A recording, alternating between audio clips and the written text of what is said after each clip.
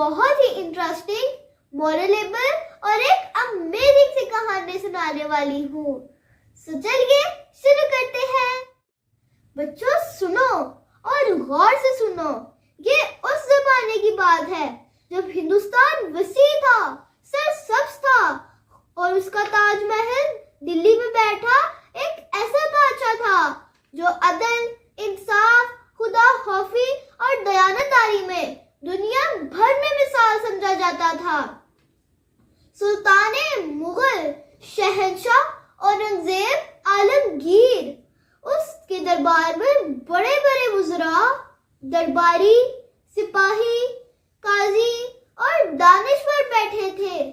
ہر صبح دربار لگتا، ہزاروں لوگ آتے، کوئی انصاف کے لیے، کوئی علاج کے لیے، کوئی روزگار کے لیے۔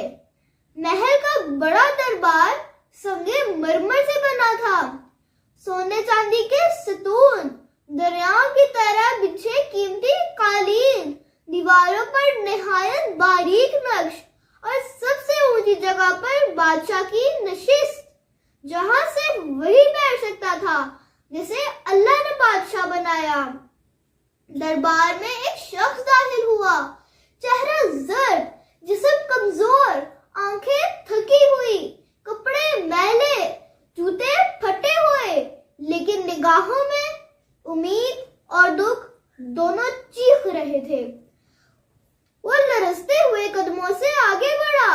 بادشاہ نے اسے دیکھا تو آواز دی تھی، اے مسافر، قریب آؤ، ڈرو نہیں، ہمارا دربار ہر ضرورت مند کے لیے کھلا ہے۔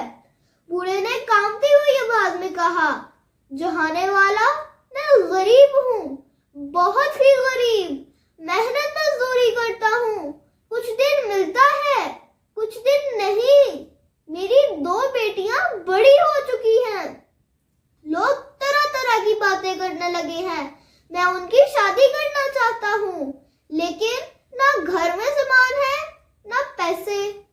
اب بادشاہی وقت ہے، اگر میرا ہاتھ پکڑ لے تو میری مشکل آسان ہو جائے۔ دربار میں خاموشی چھا گئی، سب اس بوڑھے کی حالت دیکھ رہے تھے۔ بادشاہ نے سر جھکایا، لمحہ بھر سوچا، پھر نرم لہجے میں فرمایا، میں تمہاری مشکل سمجھتا ہوں، کل صبح آ کر مجھ سے ملو، ہم دیکھیں گے کہ تمہاری مدد کیسے کر سکتے ہیں۔ بوڑھے نے اللہ کا نام لیا، دعا دی اور واپس چلا گیا۔ دربار ختم ہوا، شام ہوئی، محل کی روشنی کم ہونے لگی، چاند آسمان پر سفید چراغ بن کر چمکا تھا۔ بادشاہ اپنے کمرے میں بیٹھے سوچ رہے تھے، میں بیت المال سے مدد دے سکتا ہوں، لیکن کیا پتہ وہ پیسہ اس کے لیے برکت والا ہو یا نہیں۔ اصل برکت تو محنت کی کمائی میں ہوتی ہے۔ چلو آج دیکھتے ہیں کہ محنت کر کے کمانا کیسا لگتا ہے۔ یہ سوچ کر انہوں نے تاج اتارا، بادشاہی لباس بدل کر سادہ لباس پہنا، ایک پرانے کپڑے میں جسم لپیٹا، چہرے پر مٹی لگائی، ایک رسی اور بوری لی۔ رات کا پہلا پہر تھا، محل کے بڑے دروازے آہستہ سے کھلے۔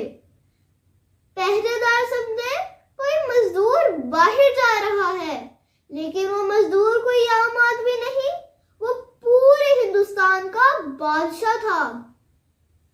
رات کے اندھیرے میں جب دیپ بجھ چکے تھے، گلیوں میں ٹھنڈی ہوا چل رہی تھی، بادشاہ نے دیکھا سڑک پر ایک آدمی کھڑا پریشان چہرے کے ساتھ اپنے سامان کے پاس بیٹھا ہے۔ اورنگزیب نے آگے بڑھ کر کہا، بھائی جان، کہاں جانا ہے؟ سامان زیادہ ہے، میں مزدور ہوں۔ مسافر نے حیرت سے دیکھا، رات کے اس وقت کون مزدوری کرتا ہے؟ بادشاہ نے مسکرا کر کہا، ضرورتیں وقت دیکھ کر نہیں آتی، آپ بتائیں کہاں لے کر جانا ہے؟ مسافر نے بھاری سا صندوق دکھایا۔ اورنگزیب نے دونوں ہاتھوں سے پکڑ کر اٹھایا، کندھا درد کرنے لگا، پیٹھ جھک گئی، مگر मगर चेहरे की मुस्कुराहट ना गई। मुसाफिर चलता गया, बादशाह साथ साथ, कभी ऊंचाई, कभी नाला, कभी कच्ची सड़क। मुसाफिर ने अफसोस से कहा, भाई तुम्हें तकलीफ हुई होगी, पर मेरे पास मजदूरी के लिए ज्यादा नहीं है। बादशाह ने हंसते हुए कहा, जो अल्लाह की तरफ से मिले वही काफी है। आखिर मंजिल आ ही गई। मुसाफिर ने जेब से हाथ डाला और 2 पैसे निकाल लिए। उसे शर्म आ रही थी कि इतनी मेहनत के बाद इतने कम पैसे दे रहा हूँ, लेकिन बादशाह ने उसे ऐसे कबूल किया जैसे खजाना मिल गया हो। सुबह सूरज निकला, बूढ़ा दोबारा दरबार में हाजिर हुआ। बादशाह ने मुस्कुराकर उसकी तरफ देखा, अपनी मुट्ठी खोली, उसमें 2 पैसे थे।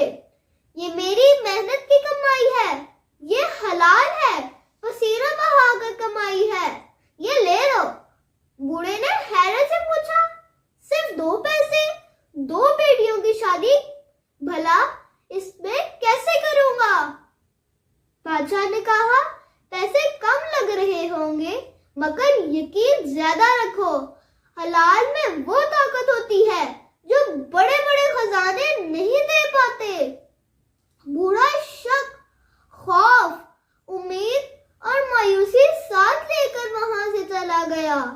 बूढ़ा चलते चलते एक बाजार में पहुंचा। वहां अनार बिकते देखे। ख्याल आया, चलो कुछ तो लूं। 2 पैसों के 2 अनार लिए और घर की तरफ रवाना हुआ। वो बेखबर था कि उसके हाथ में अनार नहीं, उसके नसीब बदलने की चाबी है। जिस शहर में वो पहुंचा, वहां गम की फिजा थी। रईस की इकलौती बेटी कई दिन से बीमार थी।